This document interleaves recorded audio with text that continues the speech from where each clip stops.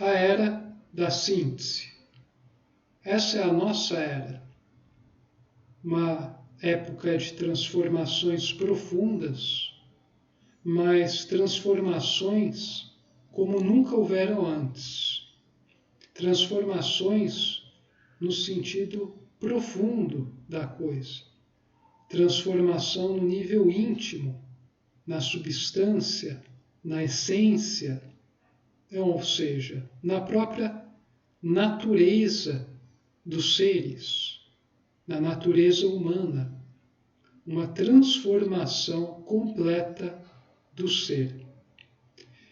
É uma verdadeira revolução causada por um salto quântico no nível da consciência, no pensamento humano.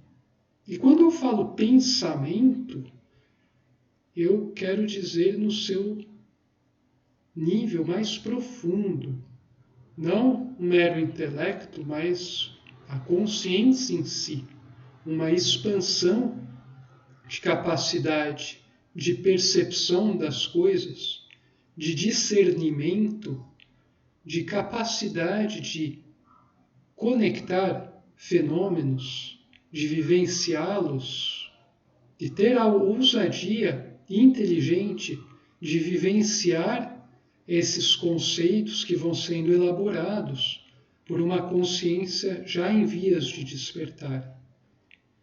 Então, a nossa era é muito especial. A humanidade, nos dias atuais, está passando por um momento muito especial, um momento cheio de oportunidades, um momento de muitas catástrofes, muita perdição, muitas dores, muita perda de tempo, desperdício de todos os tipos, ineficiências, falta de comunicação, excesso de informação e etc.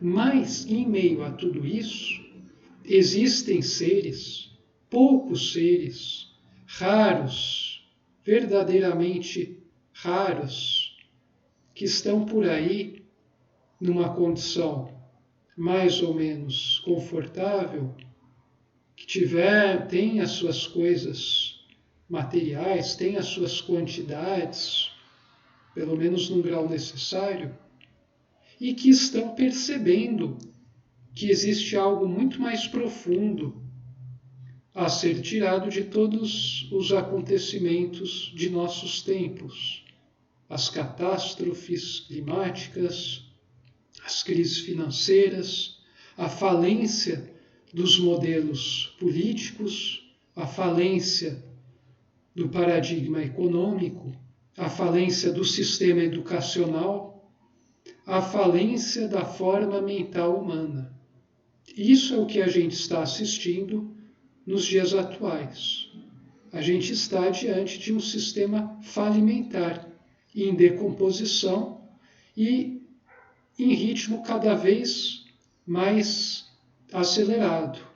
A gente está vivenciando, quem tem olhos para ver, olhos espirituais, está presenciando a decomposição de um modo de vida, de um modo de existir, que se manifesta em todas as nossas instituições do nosso sistema atual, sistema que governa o nosso mundo. Esse sistema é sustentado por uma forma mental.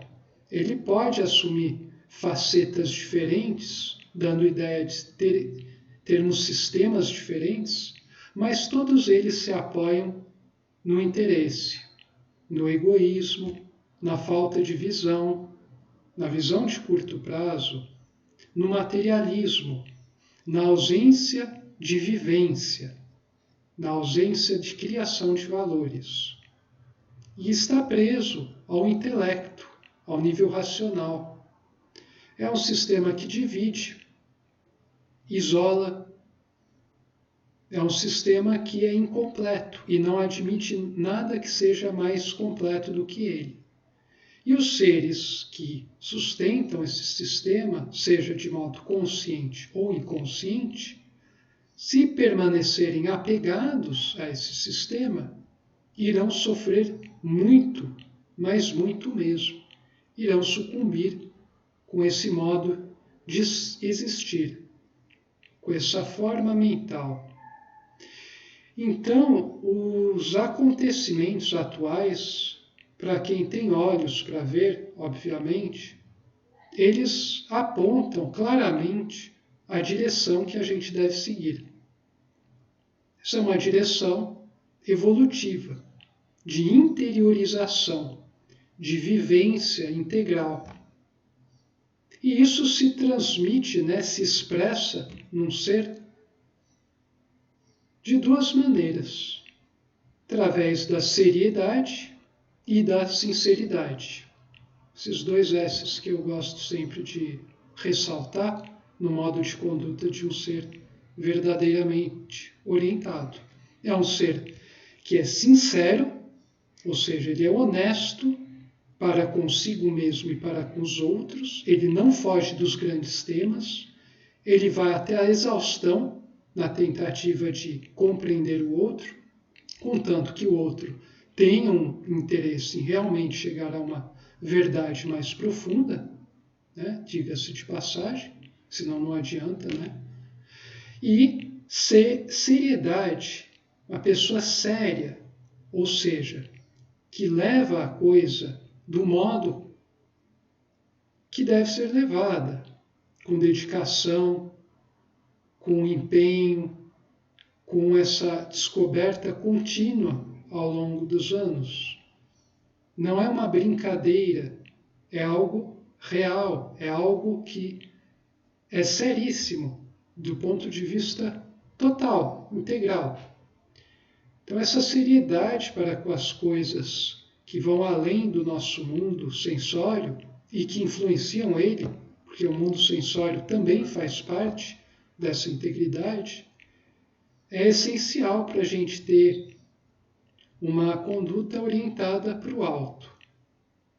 Então, a gente vai falar um pouco aqui sobre a era atual. E eu venho trazer novamente, uma frase da grande síntese Pietro Baldi, e como objetivo daqui é mostrar como todas as pessoas, pessoas já despertas, independentemente de sua formação, de sua realidade, expressam a mesma verdade, a única verdade, o princípio unitário. Eu trouxe também algumas coisas de um grande pensador de nossos tempos, chamado Marc Halevi, que é um francês, que escreveu um livro muito interessante chamado A Era do Conhecimento. Bom, sem mais delongas, começar aqui falando um pouco, então, sobre essa nossa Era da Síntese. Eu gosto sempre, de trazer uma grande frase, a maioria delas da sua voz, Pietro Baldi, que fala justamente da essência das coisas. Trino é o homem em seus princípios, isto é, um corpo físico, um dinamismo que o move, uma inteligência que dirige e regula esse movimento. Um microcosmo feito à imagem e semelhança de Deus. Então, quando a gente fala aqui em movimento, a gente não pode ficar preso meramente ao movimento que se dá no espaço. Esse movimento também é um movimento hiperespacial. É um movimento que se dá através do tempo no mundo físico, mas também se dá através do tempo para o mundo do pensamento, da consciência. Então, o tempo seria o denominador comum, que viabiliza o movimento das coisas nesse universo trifásico, e sendo um elo de ligação entre o mundo físico e o mundo espiritual, o tempo se torna uma dimensão extremamente importante, interessante de ser estudada, de ser compreendida e de ser vivenciado da forma correta. Então existem muitos, mas muitos mistérios ainda hoje em relação a essas questões. Mas a humanidade caminha lentamente para a descoberta de algumas partes desse grande mistério. Bom, vamos então falar um pouco sobre a era noética, ou a era do conhecimento. A gente, obviamente, aqui precisa lembrar da noosfera, termo cunhado por grandes nomes, fim do século retrasado, começo do século XX, mas eu acho que o principal deles é o Teilhard de Chardin, que trouxe o termo noosfera, quer dizer, nous é pensamento, esfera, todo, né? Então, a noosfera seria a esfera do pensamento.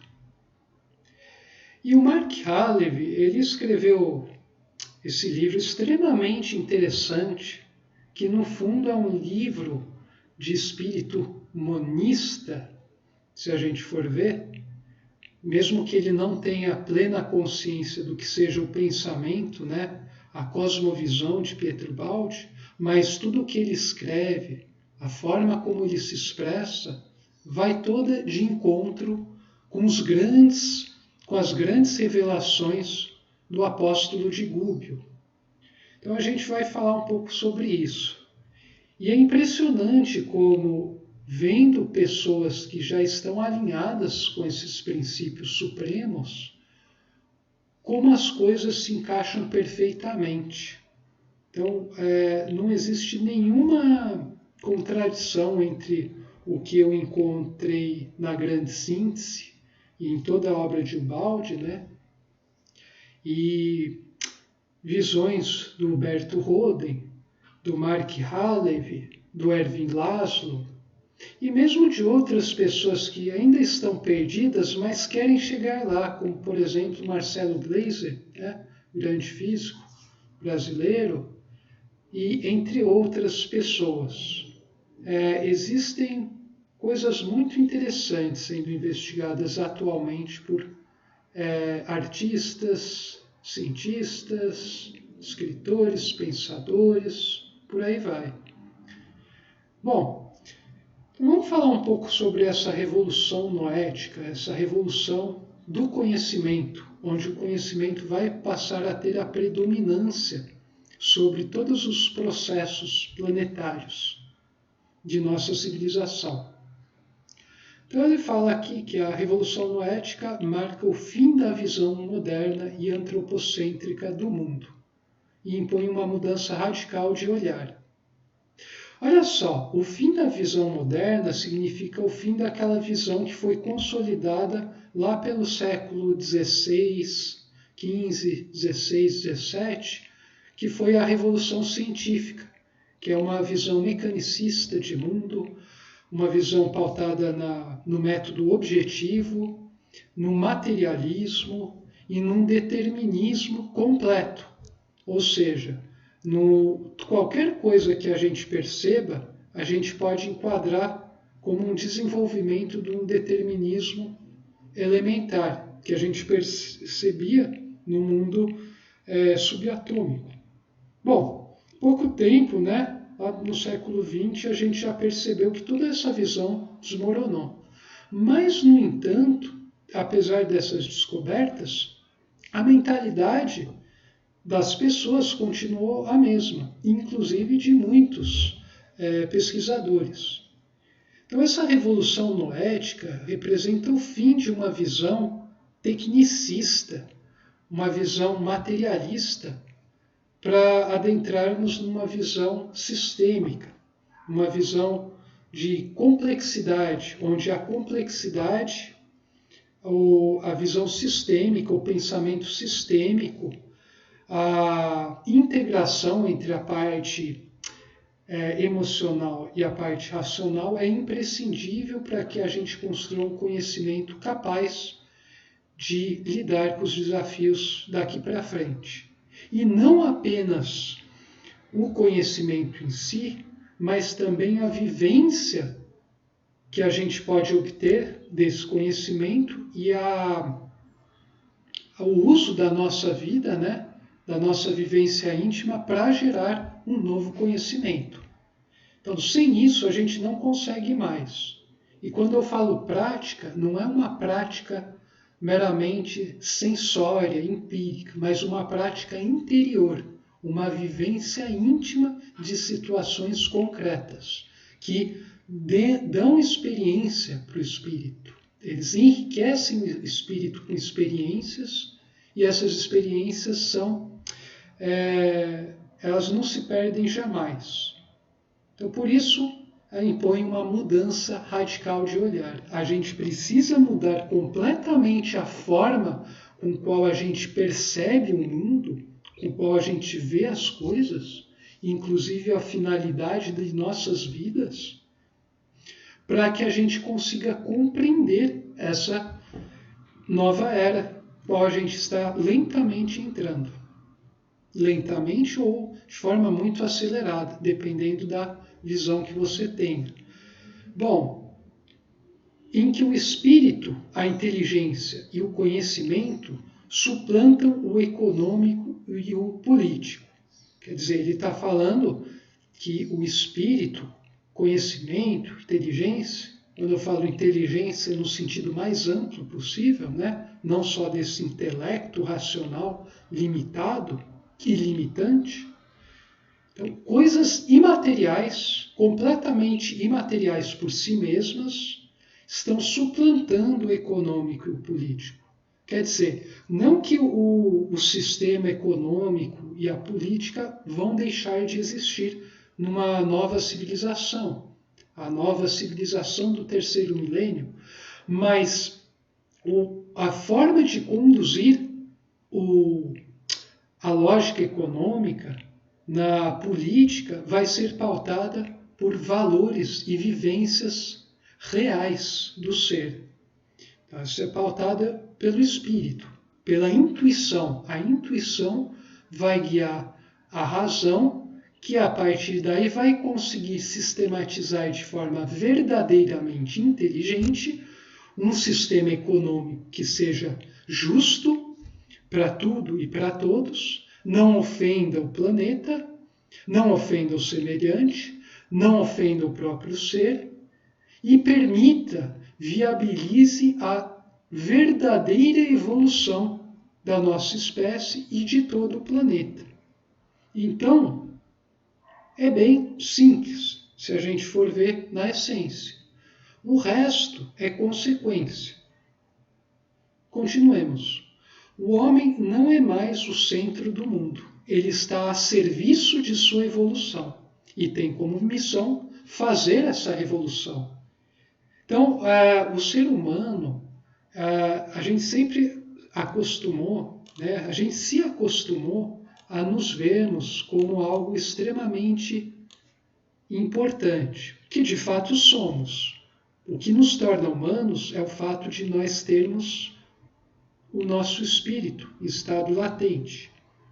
Aliás, um verdadeiro ser humano é um ser que tem o seu espírito desperto e assim pode expressar de forma mais fiel possível a sua humanidade.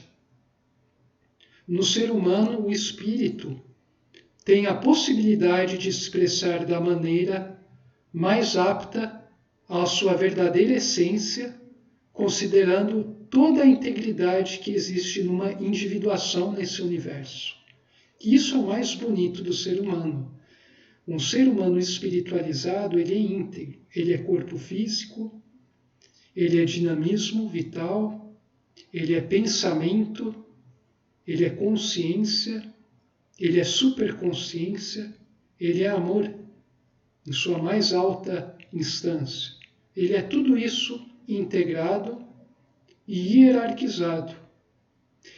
E é a nossa missão despertar, então, esse núcleo, que é a nossa verdadeira potência, é quem nós somos de fato. É a única coisa que vai restar no caminho da evolução, porque o resto é invólucro, que a gente precisa usar, né, trabalhar nele, para que esse invólucro também vá se desmaterializando, vá se purificando. Então, isso é monismo. A era noética, se vocês perceberem bem, ela vai completamente de encontro com todos esses grandes ensinamentos trazidos por Ubaldi em sua obra e em sua vida. Então, é disso que a gente está falando aqui. Então, olha só que interessante. Ele fala que o ser humano ele tem agora a missão de fazer a revolução noética. E ele tira o homem do centro do mundo. Quer dizer, a gente pensa, se nós não somos mais o centro do mundo, nós passamos a nos movimentarmos de acordo com as forças da vida. Se o homem, o ser humano, né, não se vê mais como o centro de todo o universo, não se vê mais como o ápice na cadeia evolutiva, ele adquire a humildade e com a humildade ele começa a colocar as coisas mais poderosas que ele tem dentro de si, as engrenagens interiores do espírito, em movimento. E isso vai se manifestando em todos os envoltórios até a matéria mais grosseira que tem. Isso vai se manifestar em nossos sistemas, em nosso sistema educacional, político, econômico, na nossa cultura, no nosso modo de agir para com os outros e conosco mesmo, no respeito que a gente vai ter com o nosso semelhante, com todas as formas de vida e mesmo com a geosfera, com os elementos da natureza, os fenômenos. Então, isso traz uma revolução completa. Nós não conseguimos mais avançar atualmente porque nós nos cremos sermos o ápice da evolução. Nós achamos que somos o centro do universo. Quer dizer, na era moderna, a revolução científica tirou o planeta Terra, né, e o ser humano do centro do universo físico, né, em termos de grandezas mensuráveis. Mas o ser humano continuou se crendo senhor absoluto das coisas no campo psíquico. E pior, ele de certa forma se escravizou à materialidade devido a um psiquismo pobre, que ele não desenvolveu de maneira a atingir a intuição. Tudo isso aponta para a falta de humildade. O intelecto racional, analítico, a razão, o cabeção, são coisas limitadas. É algo limitado e limitante. Não que ele seja inimigo, mas que ele deve ser guiado por uma inteligência superior, que é a intuição. A intuição orienta, ela vislumbra, ela tem a ousadia, ela brota e se alimenta da vivência e ela aplica a teoria na vida. A razão é uma mera ferramenta, que é muito útil aqui nesse mundo, né? Mas ela é só uma ferramenta. Ela é ótima executora. Ela é ótima serva, já disse um homem muito iluminado há 2 milênios atrás. A razão é uma péssima senhor. O intelecto é péssimo senhor, mas excelente servo. Quem é senhor é a intuição. E a intuição é o pensamento que emana do espírito. Mas para isso ocorrer é preciso que o espírito esteja desperto. É preciso que nós entremos em contato com essa dimensão interior que todos nós temos, mas que a imensa maioria da humanidade nega de todas as formas. Então, nessa frase aqui, nesse livro como um todo, o Mark Halevi vai citando vários exemplos concretos do nosso mundo empresarial, político, econômico, monetário, produtivo, industrial, etc., etc., apontando para onde isso tudo vai caminhar. Isso é o que eu achei mais interessante na obra desse homem. Ele consegue trazer elementos profundamente espirituais, com uma roupagem adaptada à nossa forma de vida do século XXI. E ele anuncia, quase que em tom profético, que tudo isso aqui que a gente tanto valoriza hoje vai desmoronar. E desmoronar irá. Quem já tem olhos para ver, já percebe as coisas desmoronando. E, infelizmente, quem não percebe está se divertindo e se agarrando em coisas que estão lentamente afundando. E isso dá, para quem percebe as coisas, um sentimento de desespero ao ver o semelhante se chafurdar em coisas tão limitadas, em coisas tão limitantes. A partir disso tudo, para quem já vivencia um pouco disso, fica mais compreensível o comportamento de vários gênios ao longo da história, dos grandes profetas antigos e dos profetas modernos, que a gente também vê surgir em nossos tempos. Bom, pouco mais sobre o livro desse homem. Tem coisa muito interessante aqui. Eu vou pontuar só algumas. Olha só, esses trechos eu retirei de algumas partes do livro. Em suma, na Terra, graças ao homem e por ele, a vida pode começar a dar à luz o espírito. Quer dizer, não é que o espírito é formado a partir da vida, que ela é um conjunto fortuito de combinações de elementos atômicos. Não, é que através da vida o espírito pode se manifestar. É assim que a gente tem que compreender essa frase. E a gente percebe então que, apesar de nós agora sermos um fenômeno, num oceano de fenômenos, né, existem fenômenos, infinitos fenômenos mais evoluídos que nós, e infinitos abaixo, né? E isso não tem a ver com noção de superioridade, no sentido de um dominar o outro. A gente percebe que isso nos faz movimentar de verdade em nossas vidas. Outro trecho. O problema não é mais como viver juntos, por administração sem interesse, mas como servir ao surgimento de novos modos ou mundos do pensamento. Então, olha só que interessante. A gente não está mais pensando em interesses imediatos, interesses tão calcados na matéria, interesses limitados que, na verdade, nos causam muito mais mal lá para frente. A gente está pensando em servir a princípios superiores, viabilizando novos modos de conceber a vida. No nosso mundo, a gente precisa criar condições para que outras pessoas geniais consigam manifestar a sua genialidade, o seu espírito, através de seus canais humanos. E cada um vai ter seu modo de fazer isso. A gente pode ter compositores, musicistas, poetas, atores, cientistas, escritores, escritoras, professores, médicos, dentistas, advogados, administradores, empreendedores, empresários, pessoas inventoras ou com ideias, comunicadores, produtores de conteúdo e por aí vai.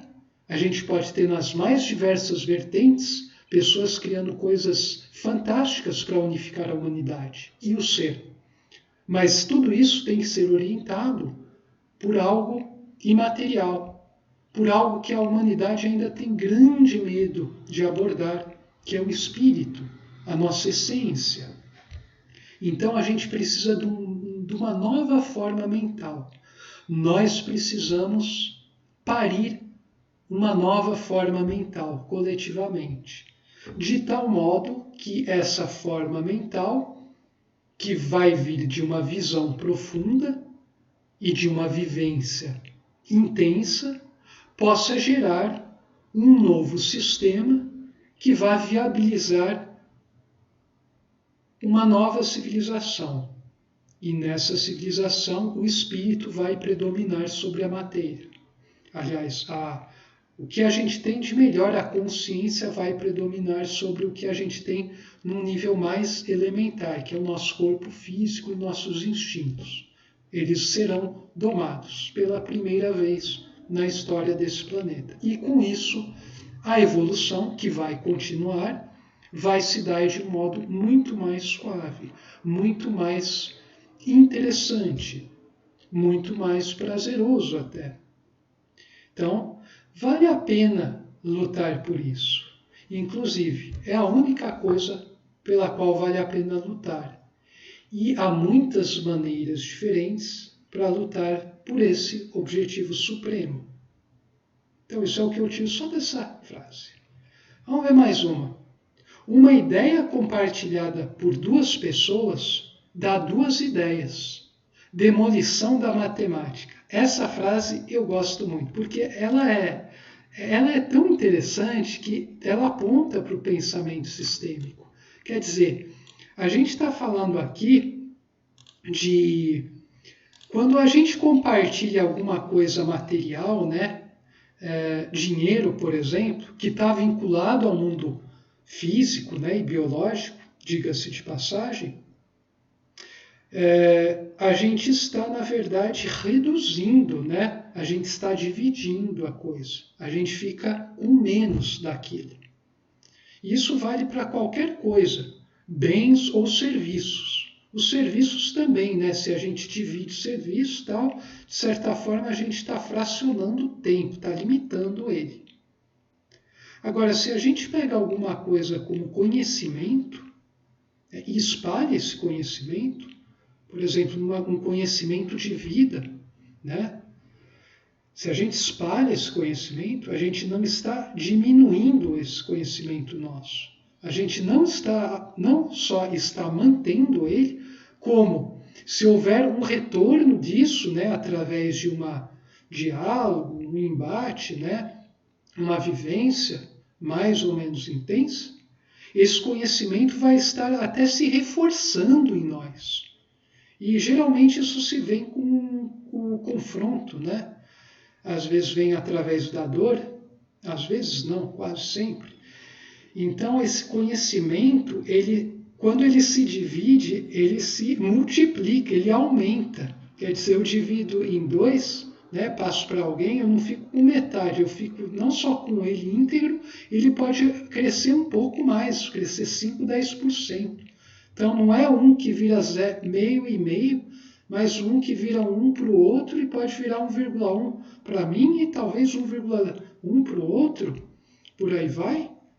Então a gente percebe que a gente não tem mais somas que são quantitativas, que a matemática lida tão bem, mas somas qualitativas. E uma soma qualitativa não é nada mais do que a expressão do que a lógica de funcionamento de um sistema. O pensamento sistêmico, ele opera na base dessas somas qualitativas. A gente não está pensando em número de elementos, em coisas materiais, mas a gente está pensando em coisas imateriais, que em termos mais elevados que de forma elevada ao extremo apontam para o espírito, de forma que é o infinito, é o eterno. Você não particiona o infinito e o eterno. Eles são inumeráveis, eles não são enquadráveis por uma mentalidade racional que está preso às quantidades. Então, de certa forma, a era do conhecimento aponta para o início da era do espírito, dito em outras palavras. Por isso, isso é fascinante, interessante, imprescindível para a humanidade absorver o quanto antes, se ela não quiser passar por catástrofes muito maiores pelas quais já vai passar. É preciso que a humanidade desperte para essas coisas de tal modo que ela consiga estar à altura dos desafios de nossos tempos. E esses desafios são tremendos, que vão exigir um esforço enorme, criativo, vão exigir um estofo espiritual sem precedentes. Mas como ter estofo espiritual se nem sequer queremos lidar com a realidade do espírito? Como fazer isso? Então, para isso, a gente tem a justiça divina, né? Mas nós podemos fazer isso de um modo muito mais leve, dando ouvidos, né, aos verdadeiros sábios de nosso tempo. Esse eu vejo como um deles, inclusive um profeta moderno. Vamos pegar mais algumas frases aqui. O espírito é matéria espiritualizada, como diria Teilhard de Chardin. Matéria em via de se espiritualizar. Uma etapa no processo cósmico de complexificação. Olha só, outra frase fenomenal. O espírito é matéria espiritualizada. Quer dizer, isso aí vai de encontro direto com a grande equação da substância. É muito interessante, porque a partir do momento que ele estabelece uma identidade entre matéria e espírito, o Mark Halevi está falando que, no fundo, matéria e espírito são compostas pela mesma substância, por uma única substância, que seria a substância divina. E o que faz eles diferirem tanto, né? Eles são extremos, né? A matéria é o espírito na sua forma mais rebaixada e o espírito é a matéria na sua forma mais depurada. O que faz essa diferença é justamente o tipo de trajetória do movimento que essa substância adquire nas individuações de nosso universo.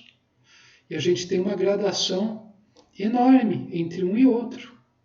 Mas a essência deles é a mesma. Isso é o que é o mais interessante. E é isso que permite esse canal de comunicação e influência entre um e outro, nos dois sentidos. É esse o grande problema da ciência hoje em dia e da filosofia, que não consegue resolver aquela questão mente e corpo, né? Muitos cientistas eu já ouvi falar, né, que não conseguem admitir o espírito, porque eles veem como sendo de natureza diferente da matéria e da energia, portanto eles não conseguem ver como conseguiriam se relacionar essas três coisas, mas no fundo elas são a mesma coisa, só que são individuadas em graus evolutivos diferentes. Eles são de mesma natureza, mas estão manifestos de forma distintas, sendo o espírito a mais elevada em nosso universo, a energia um intermediário e a matéria a mais rebaixada, a mais concreta, por assim dizer. Então, percebam que, no fundo, o Halevi está falando a mesma coisa de Ubaldi, só que com palavras adaptadas, né, para o nosso público, né, para as pessoas de hoje em dia, né? Não que a obra de Ubaldi não seja adaptada, mas o Halevi ele coloca em termos mais concretos ainda, para a pessoa que está bem presa às coisas do mundo.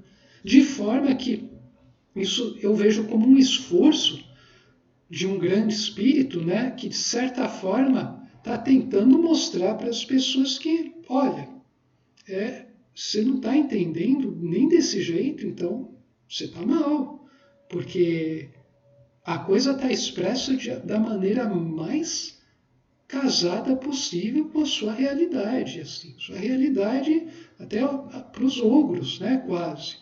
Então não dá para baixar mais, que daí você estragaria, né, até o princípio. Então é dever também do ser humano fazer um esforço mínimo para tentar compreender essas coisas. E eu falo isso com certa propriedade, porque eu venho fazendo esforços enormes para compreender coisas que me eram inacessíveis. Claro, isso não significa que a gente tenha que estudar um monte de assuntos, saber um monte de idiomas, fazer um monte de faculdades e pós-doutorados e viajar para 50 países e passar por um monte de experiências. Não, de jeito nenhum. Na verdade, a gente precisa apenas captar a essência das coisas e, a partir daí, irmos nos desenvolvermos as nossas quantidades, inclusive, até adquirindo um pouco mais, mas sempre norteado pela necessidade ou não disso. Então, isso é o que ele está dizendo nessa frase. É verdadeiramente formidável. Vamos mais um pouco, falar só mais uma. Na noosfera nascente, o pensamento, espírito, ainda está em sua fase mineral, litosférica, cristais rígidos e mortos da racionalidade geométrica. Outra frase fantástica também.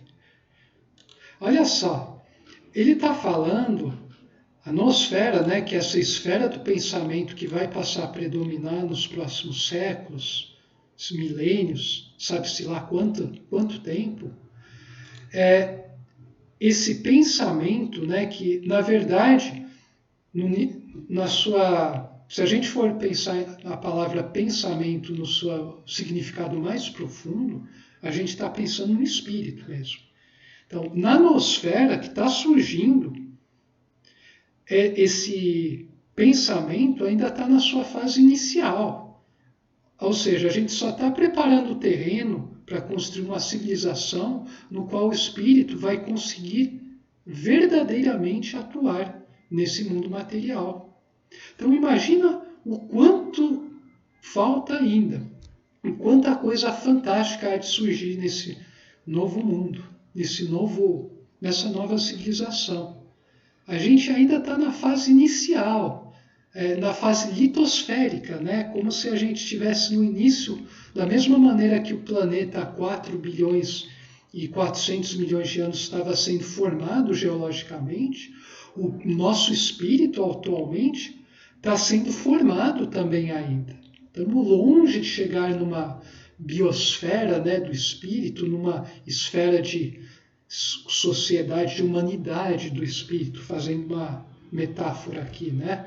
A gente ainda está na fase de formação geológica da coisa que a gente tem de realmente eterno e valoroso. Que não é o que a gente tem, é o que a gente é. Nós somos espírito. Então, imagina, se as pessoas perceberem o que está sendo revelado e até exemplificado, né, descrito, isso vai causar uma revolução completa na vida das pessoas. Então, é imprescindível que as pessoas acordem para essa realidade.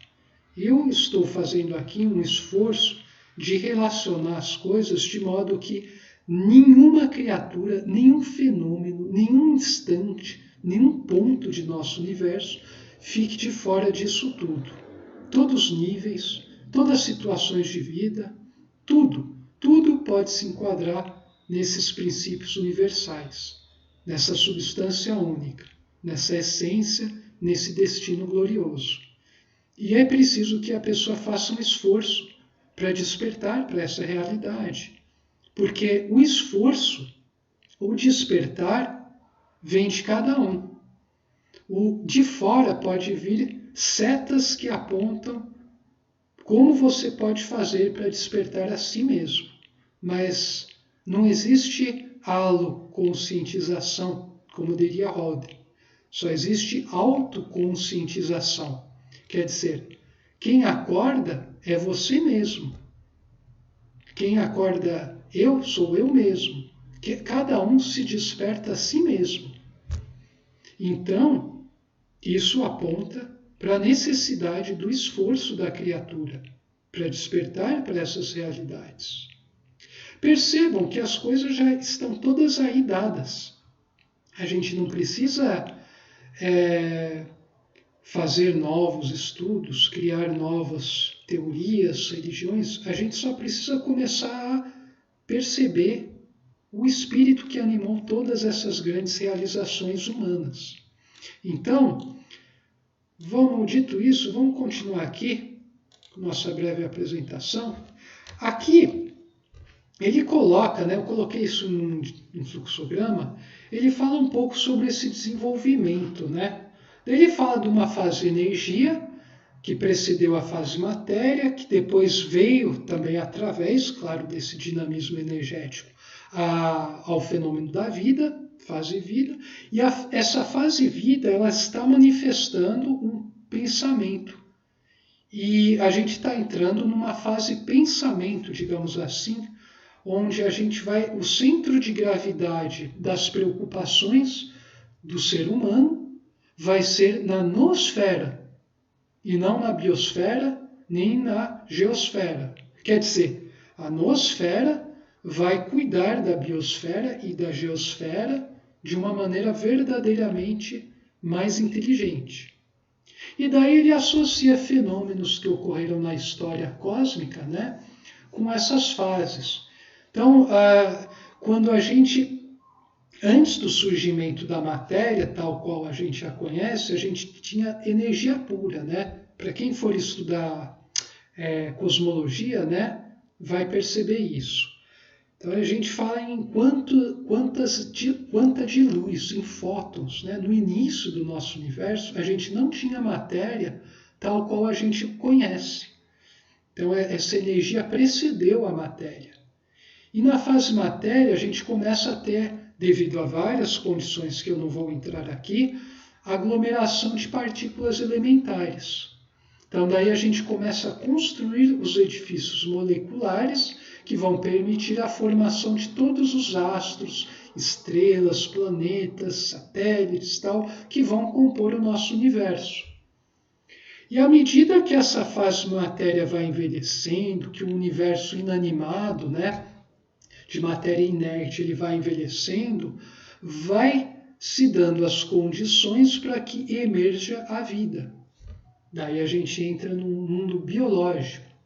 Filos vegetais, depois animais, sociedades organizadas e, por fim, no nosso planeta, no ápice, o ser humano, que brota a partir da Terra, animado, né, pelo sopro divino, que acaba sendo a manifestação mais alta da vida aqui nesse planeta. E daí essa biosfera, onde o homem é o máximo em termos evolutivos, começa, através desse máximo, essa espécie que chegou ao máximo em termos biológicos, que é o homem, começa a abrir portas para uma nova esfera, para uma nova fase, que é a fase da noosfera. Pensamento, universo consciencial, onde a gente é caracterizado pela proliferação de ideias autônomas, quer dizer, proliferação de pessoas que por si mesmas estão encontrando verdades, estão casando com várias coisas que elas estudaram, vivenciaram, e estão gerando até visões todas novas e espalhando para o mundo. Vejam só o que está surgindo no YouTube, né?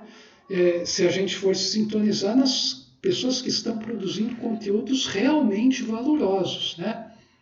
Então, é justamente isso, proliferação de ideias autônomas. Isso é maravilhoso, isso é fantástico. É uma pena que tantas coisas fantásticas surgindo nessas redes sejam vistas por tão poucas pessoas, enquanto muitas besteiras, coisas que aprisionam, sejam vistas por tantas pessoas. E as pessoas, ao fazerem isso, elas estão crucificando a si mesmas, porque elas não percebem que elas estão se chafurdando na lama. É triste falar com essas palavras, é até ofensivo, mas essa é a verdade. Pessoas que não valorizam o verdadeiro valor que está surgindo nessa noosfera, que na verdade na sua fase ainda artificial é uma tecnosfera, essas pessoas estão jogando fora, elas estão praticamente jogando o bebê junto com a água, como diz o provérbio. Elas estão desperdiçando a si mesmas, ao que elas têm de mais valoroso. Então isso é uma verdadeira violência cometida contra o espírito. que no fundo, acaba desembocando como uma violência contra o ser humano. Uma violência contra o espírito é uma violência contra a humanidade, contra o seu ser. Então a gente não pode mais cometer esse tipo de violência, pelo menos não no grau que a gente vem cometendo hoje em dia. Então a gente precisa começar a valorizar o que tem valor intrínseco, não o que tem valor aparente, que na verdade é um pseudo-valor, é uma coisa, na verdade, que distrai, é uma ilusão, é algo que até pode nos levar à perdição, a nos afundarmos nas trevas da ignorância. Então é preciso estar muito vigilante nesses momentos. Então, quando Cristo falou orai e vigiai, ele não quis dizer para ficar vigiando os outros. Ele quis dizer vigiar a si mesmo. O que eu estou falando? Como eu estou me dirigindo ao outro? Qual é o meu tom de voz? O que será que eu fiz errado para merecer isso? Como é que eu estou conduzindo a minha vida? Quais são as minhas prioridades? Será que eu estou priorizando coisas realmente importantes? Será que eu não tenho que mudar essa hierarquia? Será que eu não tenho que dedicar mais a isso do que aquilo ou outro? Isso às vezes vai exigir uma coragem monumental, né? Porque o mundo, a partir do momento que você decide dar valor às coisas realmente orientadas segundo a vontade de Deus, ou às forças da vida, tanto faz as palavras que você use, muitas pessoas irão lhe atacar, irão lhe ignorar, irão te ridicularizar, e em outra instância irão te atacar cada vez mais e, num extremo, até te destruir. Vide o que ocorreu com os maiores expoentes que passaram por esse planeta. Então, do qual Cristo é o exemplo máximo, né? Então, a gente tem aqui várias preciosidades nessa obra, como vocês estão conseguindo perceber. E daí, trazendo um pouco isso, né, relacionando com a cosmovisão monística, trazido por Ubaldi e um pouco mais elaborada pelo fenomenal Gilson Freire, lá de BH, o nosso universo, né, material, que hoje já se encaminha para uma morte, né, física, mas apenas física, né, ele surge de uma singularidade que a ciência ainda desconhece, porque ela não admite tudo isso que vem sendo dito aqui, nos meus vídeos, no meu blog, e por outros grandes, obviamente, e por isso ela fica sempre travado, existe uma barreira. Mas surge tudo dessa concentração de energia que gera a nossa matéria, que está gerando formas de vida, que está gerando pensamento. Se vocês perceberem, para quem for ler o livro, né, tiver a alegria, a felicidade de ler, vai perceber que essa energia, matéria, vida, pensamento, está desde o Big Bang até aqui, né? O autor pega esse momento da singularidade até a nossa parte. Quer dizer, ele parte do mais baixo até o mais alto, sentido evolutivo do universo. Ele não pega a parte da queda, a queda do espírito, né? Onde do espírito puro você colapsa numa singularidade, você contrai, você tem uma queda dimensional da substância, um movimento que era intrínseco passou a ser um movimento vibratório que adquire a característica mais grosseira quando ele tem a trajetória fechada, que é o que caracteriza o mundo atômico. E esse fenômeno todo é analisado não na grande síntese, que trata mais do aspecto evolutivo, mas nos livros Deus e o Universo, o Sistema e Queda e Salvação. Então você tem o grande colapso, que é a queda do espírito. E daí, após isso, você tem o grande rebote, que é o termo que a física usa. Então aqui você tem uma queda do S, do sistema para o antissistema. E a obra do Ubaldi, ela aborda todos os momentos da criação. Isso é o mais fascinante. Nós temos, com o balde, né, pela primeira vez, eu encontrei uma pessoa que conseguiu ver todos os momentos da lei de Deus. Pelo menos todos os momentos que o concebível humano atual pode suportar. Isso é o mais fantástico. É a teoria, não diria a teoria, mas é a cosmovisão completa, né? Até podemos falar numa metateoria, como Gilson Freire mesmo disse uma vez no seu livro, A Física do Espírito. Então, isso aqui é muito interessante, porque à medida que agora que eu tenho essa visão tão profunda e eu estou vivenciando ela no meu dia a dia, fica fantástico quando você pega um livro como esse do Mark Halevi e você vai lendo, você fica deslumbrado com a coisa. Você lê, às vezes, 3 parágrafos, você para, eu largo o livro, eu começo a imaginar coisas, eu sinto dentro de mim coisas fantásticas. Eu costumo falar para os poucos que eu converso sobre que isso aqui é melhor que qualquer coisa que a gente tem no nosso mundo. É melhor que qualquer coisa que você possa imaginar. E daí eu fico fazendo a brincadeira. As pessoas não sabem o que elas estão perdendo. Elas estão perdendo uma coisa fantástica. Por quê? Não está inacessível. Elas que não desenvolveram o espírito dela, não alargaram a sua consciência para perceber as maravilhas do mundo interior delas e do mundo também externo a elas. Eu caminho por aí nas ações simples da minha vida, numa compra em feira, em mercado, ao ministrar uma aula e coisas do tipo, participar de um grupo de estudo e por aí vai, e eu percebo essas coisas estão vivas, ocorrendo a todo momento, estão ocorrendo, e eu percebo isso. Isso me deixa muito, muito esperançoso, isso aumenta a minha criatividade, isso me dá uma energia, né? Uma vontade enorme. E isso é o que caracteriza a vida. Isso é o que devia alimentar a nossa vida. Porque se a gente só ficar nessas coisas que nos são apresentadas, a gente vai estar morto. A gente vai ter o espírito adormecido, como diria Abdrushim. A gente vai estar completamente adormecido perante as coisas mais importantes da vida, mais centrais, substanciais.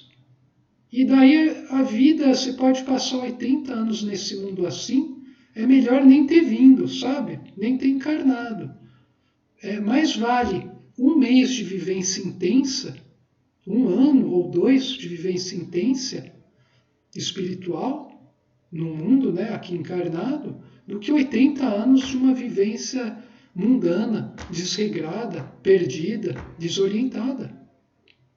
Então, não avaliemos os outros pelo seu conforto material, pelas quantidades de anos, de posses, de vitórias terrenas, mas avaliemos as pessoas e as nós mesmos segundo as qualidades intrínsecas sendo despertadas, segundo as experiências adquiridas e o manejo inteligente das coisas do mundo. Isso é a única coisa que interessa. Então, voltando aqui, a gente tem aqui o quadro completo. Então, eu falei sobre tudo isso só para mostrar como a obra de Halevi é muito interessante, eu recomendo aqui, e como ela está enquadrada dentro da grande cosmovisão que o apóstolo de Gubbio trouxe a nós. Hoje eu sou muito grato, eu sou realmente muito grato a Deus por ter tido contato nessa existência com a obra de Pietro Baldi. Porque não só eu tive o contato, acompanha a minha vivência. E, sem dúvida, a minha vida a minha vida virou uma verdadeira vida. E eu acho que isso é a coisa mais importante que existe. E é fantástico como isso consegue, todas as coisas conseguem se encaixar harmonicamente nesse grande quebra-cabeça cósmico. Então, eu tenho aqui a gente tem a visão, essa imagem é do livro A Física do Espírito, do Gilson Freire.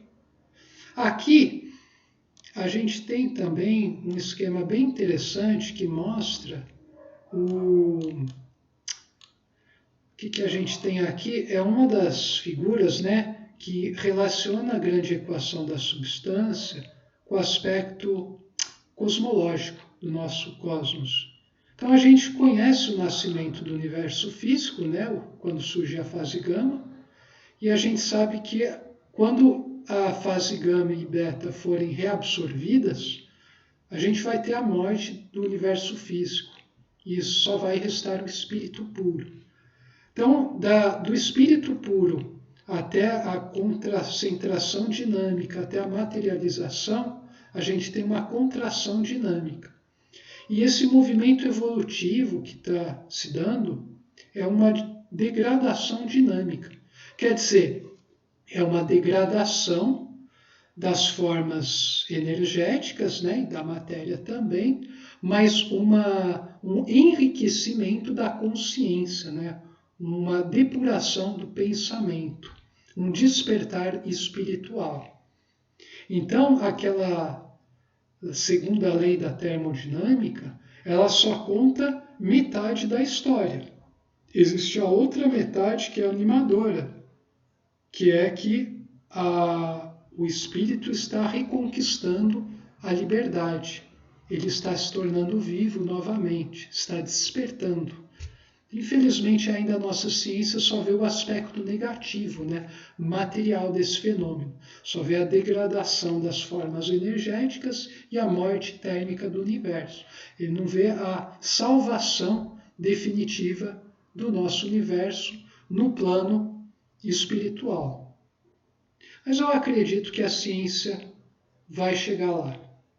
E intermediando esses três elementos, a gente tem a nossa bolha espaço-tempo. Então, tudo aqui a gente está fazendo nessa bolha espaço-tempo. E é uma bolha, porque nós estamos dentro do sistema, mas, ao mesmo tempo, não estamos integrados a esse universo divino. Daí o nosso grande sofrimento em nossas vidas. Nós estamos desconectados, mas, ao mesmo tempo, o sistema, né, esse campo divino, sempre permaneceu imanente em nós, atuante. É claro, respeitando a nossa ignorância, né, nos diversos graus. Então, nós temos aqui também algo muito, muito fascinante. E daí, para terminar, a gente ainda pode falar de mais uma coisa, que é sobre a revolução, né? Eu já mostrei isso antes, mas eu falo de novo, né? A gente teve sempre revoluções no nosso mundo. E foram revoluções exteriores, revoluções pautadas, né, em diretrizes do intelecto, da razão. Revoluções que mudaram coisas na forma, mas jamais na substância. Então, a revolução que a gente precisa fazer é uma revolução consciencial, cujo ponto de partida é a reforma íntima, é a interiorização, é a vivência íntima do ser, que vai se manifestar em atos preenchidos de substância. Então, na revolução científica, se a gente fosse carimbar um grande marco, né, um grande jargão, né, dela, seriam as leis do movimento espacial. Na revolução da consciência, a gente pode pensar em leis do movimento dimensional.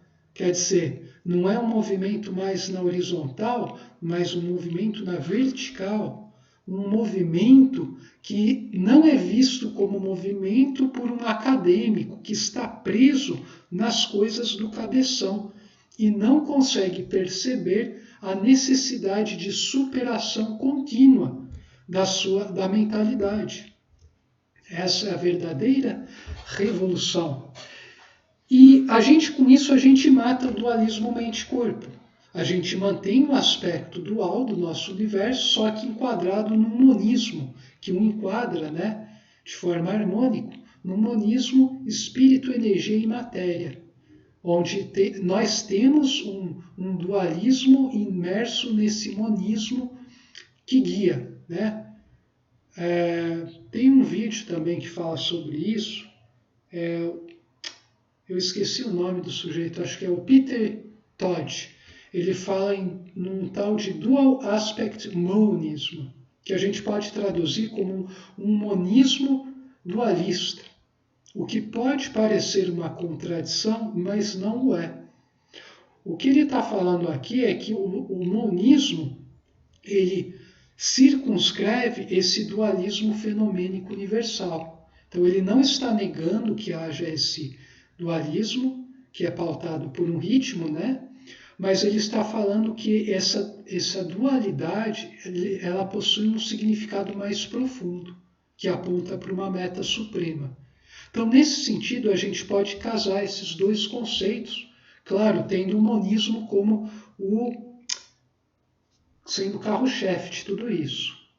E daí a gente, passando de um mundo para o outro, a gente teria o fim, não o fim, mas a gente passaria o método indutivo para o papel de coadjuvante, a gente desenvolveria um método dedutivo e através da vivência, a gente chegaria ao método intuitivo, que vai ser a maneira pelo qual as pessoas irão fazer as pesquisas no futuro. A ciência do futuro, ela vai adotar o método intuitivo, método que o Baldi aplicou para gerar sua obra. Então a gente tinha o primado do relativo, a gente vai ter o absoluto guiando os relativos. Perceba que a gente não tirou o relativo, mas a gente enquadrou ele numa ordem maior. Isso é fenomenal. Antes, e ainda hoje, a gente tem a razão esmagando a fé. No futuro, a gente vai ter razão e fé irmanadas. Fé a gente pode ver como moral, razão como intelecto. E isso gera intuição. Quer dizer, não se trata de uma nem outra, mas das duas ao mesmo tempo, concatenadas de maneira harmônica. Quer dizer, não adianta apenas um intelecto desenvolvido em uma moral negativa. A gente vai ter destruição. Da mesma maneira, não adianta uma moral positiva sem um intelecto desenvolvido. A gente vai ter ignorância. A gente precisa de um intelecto desenvolvido e de uma moral positiva muito desenvolvida para a gente gerar um ser verdadeiramente consciente. Sede simples como as pombas, porém sagazes como as serpentes. Cristo já falou tudo há 2000 anos. É nós, com nossa ignorância, que não queremos compreender isso. Então é preciso que surjam novos profetas, novas pessoas, tragam novas revelações para que isso vá ficando claro. E vai chegar um momento que isso vai estar tão claro que só vai poder negar quem quiser ir para a perdição eterna. Agora não tem mais desculpas. Então a gente vai ter o quê? O fim do pensamento sequencial e iremos desenvolver a intuição simultânea. Mais disso, vocês podem ler também muito em Carl Jung. Ele fala de sincronicidade.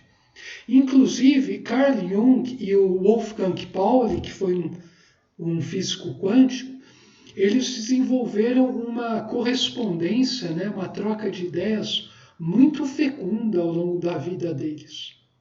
E é interessante que um abordava o aspecto psicológico e o outro o aspecto físico.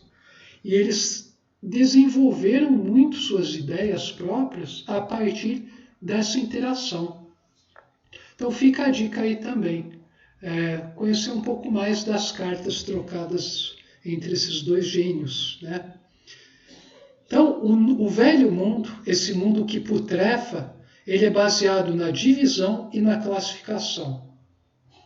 Vejam em todos os lugares, a gente tende a ter essa tara, a gente divide e rotula os outros. A gente faz isso com tudo. A ideia daquele outro é aquele pensador que falou que é enquadrado nisso e as pessoas têm uma opinião disso, dele, blá, blá, blá. A religião do outro, ela é aquela, logo esse cara é assim, então ele está perdido, tal, tal, tal. Então esse está em segundo, esse está em terceiro, tal, tal. A gente vive classificando os outros, né? A gente tem um julgamento baseado num conceito prévio, um pré-conceito. A gente nunca quer adentrar na realidade mais profunda do outro. A gente quer simplesmente já dividir e classificar. Divisão, inclusive, é uma coisa do diabo, né? A pulverização ao máximo é uma característica do antissistema. Inclusive, o nosso universo físico, né? A característica da matéria na sua escala mais reduzida, né, espacial, e a característica do tempo, né, na sua escala menor possível, é a discretização, né, a escala de Planck, né. A gente percebe que a nossa realidade física, né, ela é descontínua. Quer dizer, isso é uma característica do antissistema, não do sistema, porque o espírito é algo contínuo, é algo íntegro, é algo pleno. Ele não é pautado por rupturas. E daí eu já faço uma breve, um parênteses aí, e eu bato o martelo nessas propagandas que a gente vê direto nos lugares. A gente vê propaganda direto, né? Seja na TV, agora nas plataformas, né, de vídeo, a gente sempre é pautado por descontinuidades. Sempre a gente está vendo, às vezes, um filme fantástico, tem uma experiência maravilhosa, e a gente é interrompido por uma propaganda. Quer dizer, tentam mostrar para a gente uma coisa, né, vender, enfiar goela abaixo, uma coisa que a gente não precisa, para que a gente continue alimentando um sistema pútrido. Por isso eu falo que essas coisas são satânicas, porque nesse nível atual, a propaganda, essa mercantilização, né, é algo realmente ofensivo ao espírito, à consciência. Você está causando rupturas a todo momento, de tal forma que é como uma tentativa desesperada das forças do antissistema de que a pessoa não entre num estado de fluxo, que é caracterizado pela continuidade, e assim possa entrar em contato com o seu espírito. Percebam isso. Eu me lembro quando eu ia na casa dos meus familiares, né, das minhas tias, meus tios, assim que eu entrava lá, a pessoa pegava o controle, começava a ligar o rádio, fazer uma coisa no micro-ondas, a TV, o computador, ia ligando um monte de coisa. Eu falo, meu Deus, vocês estão ligando um monte de coisa, acendendo luz, e daí vocês ainda ficam falando de vários assuntos diferentes, picando a cada 2 minutos para outra coisa. Quer dizer, isso me perturbava profundamente, porque eu só ouvia barulho, e as pessoas falando de coisa, só fofoca, só mexerico. E aquilo me deixava profundamente perturbado, porque me cansava muito. Quer dizer, e se eu tentava desligar 1 ou 2 aparelhos, a pessoa vinha me xingar. O que você está fazendo, menino? Deixa ligado e tal. Mas daí eu ainda respondia, né?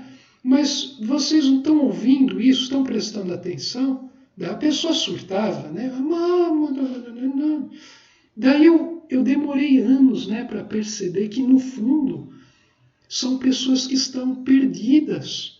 E por estarem perdidas, elas precisam de barulho constante nas vidas delas.